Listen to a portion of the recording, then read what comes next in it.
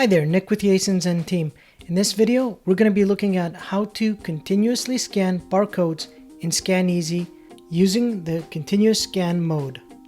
So what is continuous scanning mode and how can it help you? Continuous scanning mode on ScanEZ is when you scan one product after another without having to go back into the product research screen.